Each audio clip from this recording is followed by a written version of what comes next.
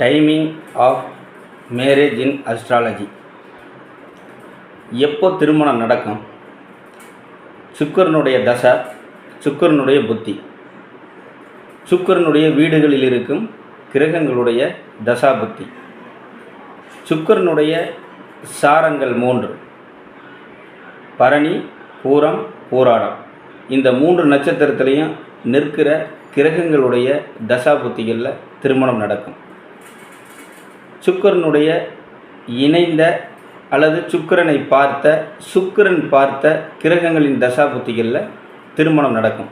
திருமணம் நடக்கும் பொழுது சுபகிரகங்களாக இருந்தால் அந்த சுபகிரகத்தினுடைய நீங்கள் பிறந்த நட்சத்திர நாளன்று திருமணம் நடப்பது ஒரு எதிர்கால வாழ்க்கைக்கு ஒரு நல்ல அடித்தளமான வாழ்க்கையை அமைத்து தரக்கூடிய அமைப்பு.